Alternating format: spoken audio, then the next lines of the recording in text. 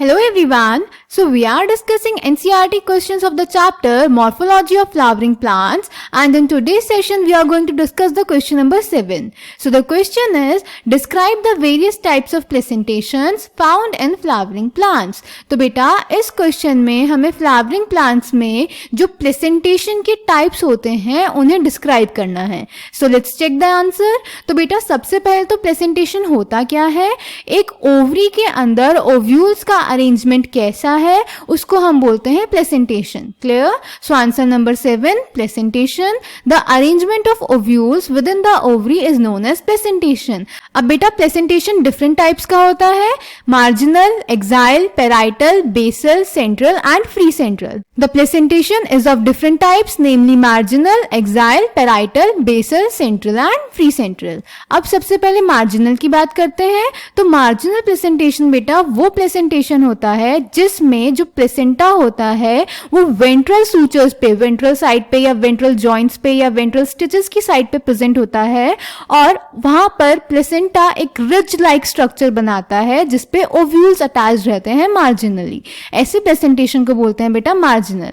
जैसा कि आप पी में, मटर में देख पाते हैं कि वेंट्रल साइड से जब हम पी को खोलते हैं तो एक ही साइड से खोलते हैं ना, जो उसकी खोलने वाली सरफेस होती है वो ये होती है, डॉर्सल सूचर जहां पे होते हैं. तो वेंट्रल सूचर पे बेटा प्लेसेंटा एक रिज लाइक स्ट्रक्चर बनाता है जिसपे ये जो हमारे गोले गोले दिखाए गए हैं ये हमारे ओव्यूल्स हैं, वो मार्जिनली अटैच रहेंगे. Clear? So marginal, in marginal presentation the placenta forms a ridge along the ventral suture of the ovary and the ovules are borne on this ridge forming two rows as in P.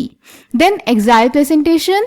Exile placentation में जो ovary होगी बेटा वो मल्टीलॉक्यूलर होगी, यानी ovary में septa present होंगी जो कि ओवरी को डिफरेंट लॉक्यूल्स में डिवाइड कर देंगी, और इनकी एक्सिस पे प्रेजेंट होगा प्लेसेंटा जिसपे ओव्यूल्स अटैच रहेंगे. ये होता है आपका एक्साइल प्रेजेंटेशन, जैसे चाइना रोज में, टोमेटो में एंड लेमन में.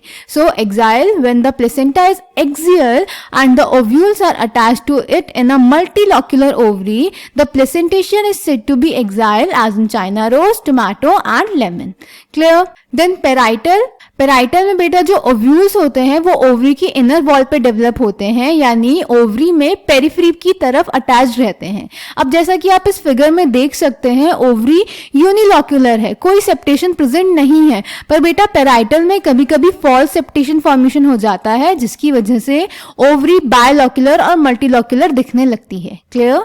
सो parietal, in parietal presentation the ovules develop on the inner wall of the ovary और on peripheral part. Ovary is one chambered, but it becomes two chambered due to the formation of the false septum. Example, mustard and argemone. Clear? Then free central. Free central में बेटा ovary again unilocular होगी और जो ovules होंगे वो central axis पे यानी centre में अरेंज्ड होंगे. तो ऐसे प्रेजेंटेशन को हम बोलते हैं free central. When the ovules are borne on central axis and septa are absent as in Dianthus and primrose, the placentation is called free central. Then last basal placentation. Basal placentation में एक ही ovule present होगा एक ovary के अंदर, उसके base पे. Clear? In basal placentation the placenta develops at the base of ovary and a single ovule is attached to it as in sunflower, marigold. So I hope this question is clear to you. Thank you.